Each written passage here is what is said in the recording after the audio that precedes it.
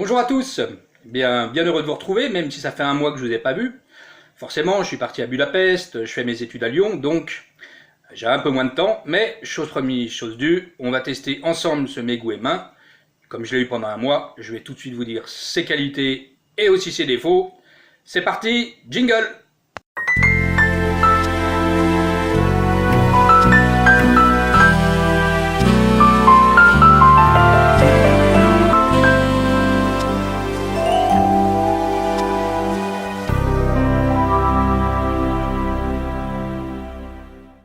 Nous voilà donc pour le test de ce fameux Meigu M1.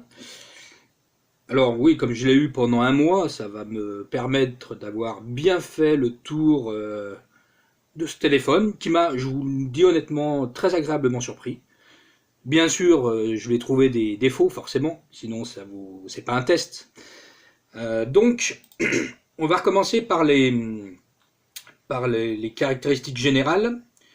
Donc, comme à mon habitude, c'est un écran de Full HD de 5,5 pouces. Je vais quand même en tester d'autres, hein, je vous rassure, mais qui vont tourner autour. C'est-à-dire que le prochain, le Nubia, le Z17 Mini qui est en commande, qui va arriver très prochainement, lui sera un 5,2 pouces. Je testerai aussi des 5,7, voire des 5 pouces de temps en temps si l'un d'entre vous fait la commande et que ça passe par moi. Je le testerai forcément pour faire un test à ce niveau-là. Mais on est bien donc à 5,5 pouces en Full HD. Donc, à la différence de l'ancien téléphone qui était en AMOLED, là on est en IPS. Donc, c'est un téléphone qui est très bien équilibré au niveau de la dalle. La dalle est super agréable, le toucher est super bien. C'est vraiment une des plus jolies dalles que j'ai vues. Il est vraiment bien équilibré et on va trouver très rapidement l'équilibre parfait. Autant sur l'ancien, j'ai dû mettre au moins un jour pour arriver à le calibrer parfaitement.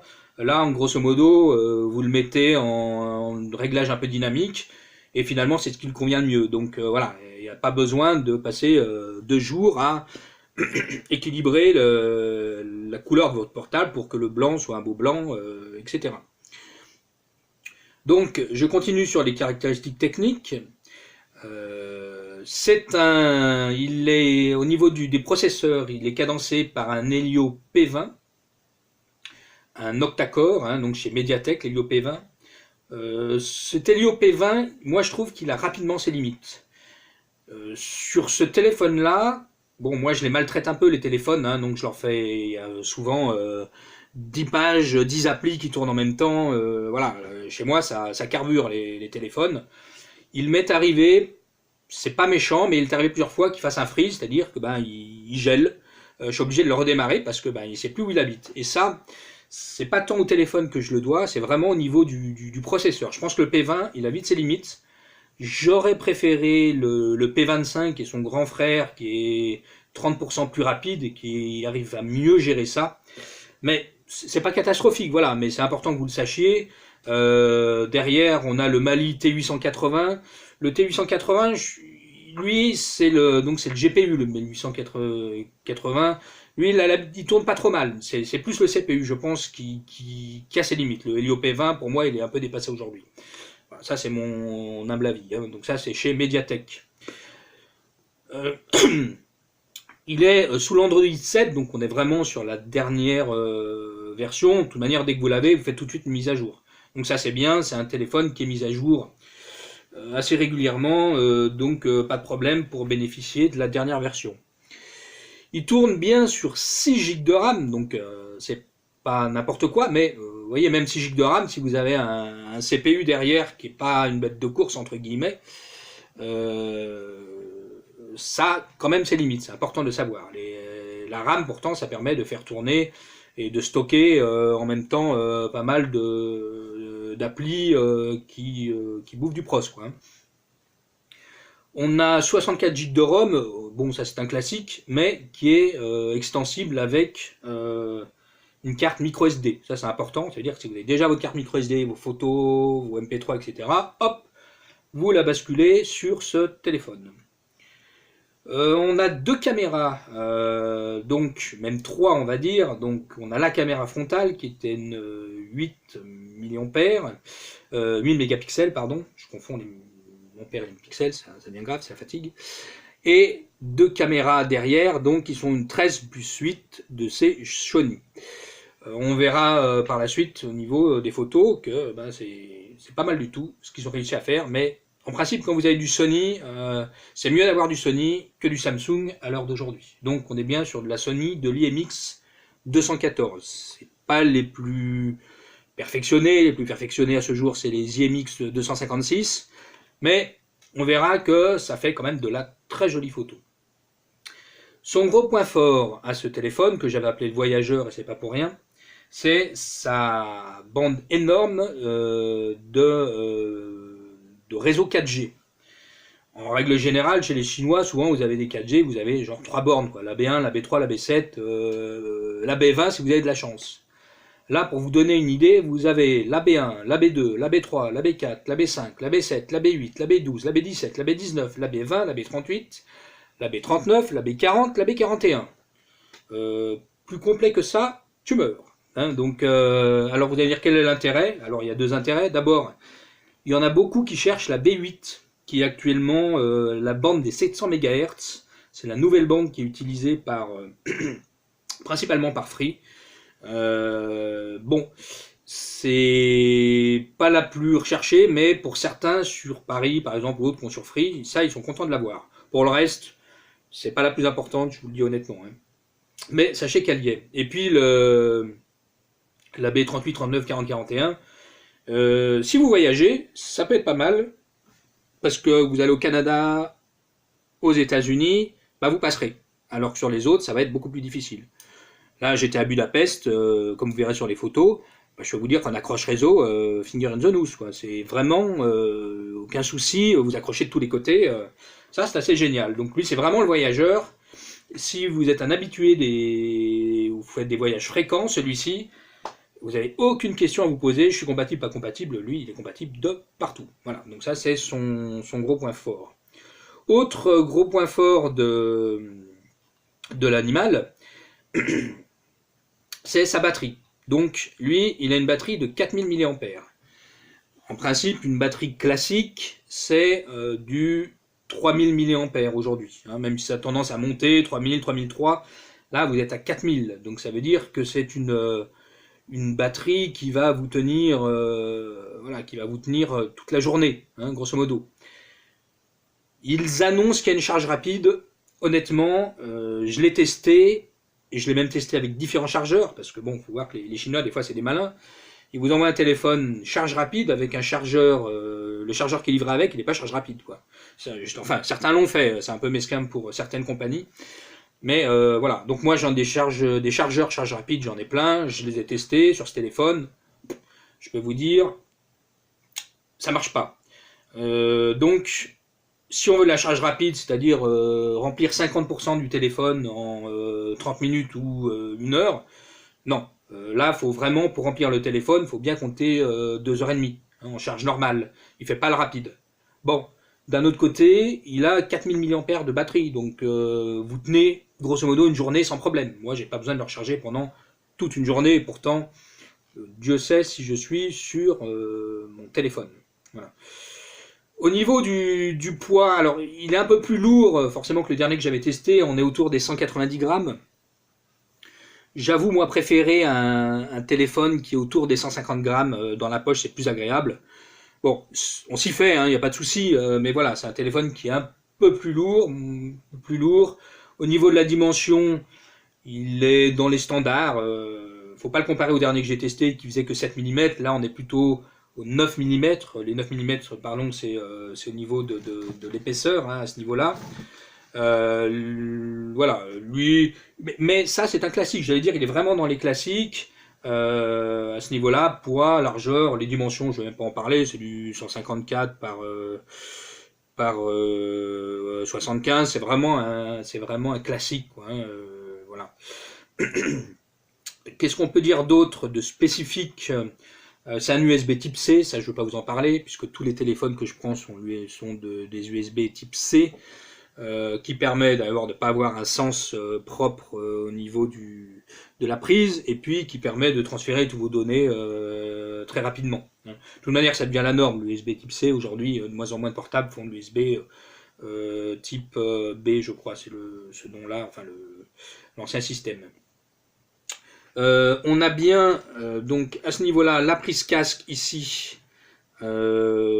pour si on veut l'utiliser en tant que baladeur MP3, mais, et c'est là mais, son point négatif, si vous voulez un bon baladeur MP3, bah c'est pas lui qu'il faut prendre. Pourquoi? Bah tout simplement parce que lui, en tant que baladeur MP3, le son est, moi qui aime bien écouter la musique quand même fort, il est trop faible. Donc, si vous voulez l'utiliser en tant que baladeur MP3, et pourtant j'ai un très bon casque, hein, j'ai un casque focal, donc excusez du peu, en qualité, j'ai du top, donc il est vraiment trop faible. Après, c'est pas grave, vous prenez un petit baladeur MP3, ça coûte 20 €, c'est même plus pratique finalement, parce que bah, du coup, vous foutez votre petit baladeur avec votre casque dans une poche, et du coup, votre portable, il est dispo tout le temps. Mais, je vous le précise, au niveau du casque, il est beaucoup trop faible. Donc, autant au niveau sonore, au niveau d'ici des haut-parleurs, on est relativement bien, mais le casque, c'est pas bon pour lui. Voilà. Qu'est-ce qu'on peut dire d'autre? Alors, au niveau des photos, j'étais assez agréablement surpris. Pour vous le dire, il fait de très belles photos. Mais, le côté mais, il lui faut du temps. J'allais dire pour de la photo rapide comme ça, pris sur le vif, hormis être bien pas bougé, on va dire, il a tendance à faire du flou, à faire du bruit. Voilà. Donc, les photos, oui, mais il faut prendre son temps pour les faire. Alors, pour vous rendre compte, je vous ai mis quelques photos que vous allez voir de suite, que j'ai pris à Budapest. Donc, on voit bien que les photos, que ce soit là la photo du Parlement ou des bâtiments autour du Parlement, que ce soit ensoleillé ou sombre, on arrive à avoir de très jolies photos. On va même pousser à avoir de plus jolies photos encore avec, voilà, quand je sortais de soirée de Budapest, puisque, et oui, j'étais en stage swing à Budapest, où je faisais les soirées. Là, vous avez une photo du Parlement, c'est 5 h du matin au lever du soleil. Elles sont juste magnifiques. Je vous ai mis aussi des photos de nuit pour vous rendre compte que finalement, ben, en le travaillant un peu au niveau de ses fonctions, ben voilà, on arrive à bien faire ressortir les reliefs et les couleurs. Et puis, j'allais dire, une des plus belles photos que j'ai prises, que ce soit, bon là on voit des photos d'architecture par exemple, mais la plus belle photo que j'ai prise c'est celle-ci par exemple. Pourtant je l'ai prise sur le vif, c'est le tram qui passait, donc il était en plus en mouvement. Et ben surprise, ça donne une photo presque simili-professionnelle. Pourtant cette photo je ne l'ai pas retouchée. Donc voilà, très agréablement surpris par les photos. Par contre d'un autre côté, il faut prendre le temps, sinon elles ont tout de suite tendance à faire un flou. Si vous passez du temps ou si vous les prenez à la volée, on va dire. Donc il faut prendre son temps pour prendre des photos, mais d'un autre côté, on a de très belles photos, comme celle-là, la dernière, là aussi, pareil, au lever du soleil sur le bateau, on voit bien le casse-à-tripe, là on voit bien le détail. Les vidéos, ben c'est pas exceptionnel en vidéo, honnêtement, voilà, je vous mets une vidéo, pardon, là, de chez moi, que je viens de prendre à l'instant, voilà, partager la vue de chez moi à Aix-les-Bains, vue de mon balcon sur le Mont Revard, la montagne. Vous pouvez regarder, c'est correct, mais c'est sans plus. On n'a pas vraiment de la vidéo d'expert hein, à ce niveau-là. C'est ce qu'on peut dire. Voilà, donc j'ai fait le tour de cet appareil, de ce téléphone portable. Une dernière chose, bien sûr, c'est son prix. Moi, je le trouve assez imbattable dans son domaine. Hein. Il faut voir qu'on est à un téléphone moins de 200 €.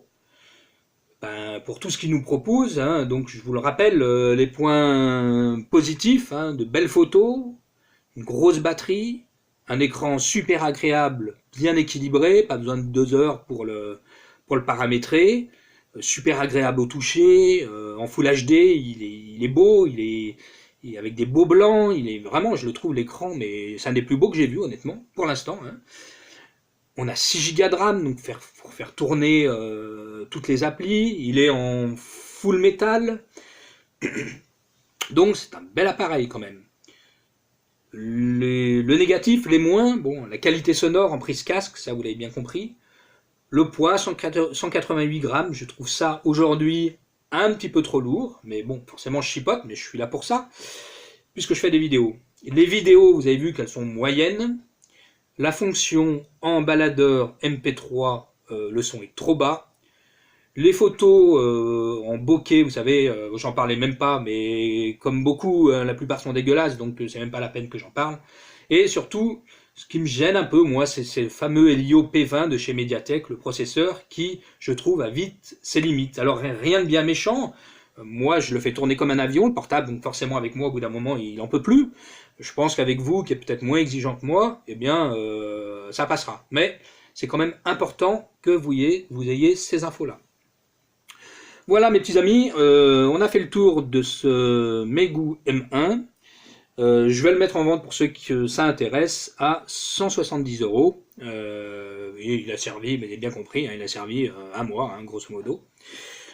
Le prochain contest, ça sera le Z17 Mini de chez Nubia, qui est le haut de gamme de chez ZTE. Donc vous avez bien compris que là on va monter en gamme. On ne sera pas dans les mêmes ordres de prix forcément. On va être plus haut, bon, mais ça sera très intéressant. Je l'attends avec impatience. Il est superbe, autant vous dire au niveau design déjà. Mais je ne manquerai pas de vous faire un déballage comme à mon habitude, et puis un test complet, bien entendu. À bientôt les petits amis.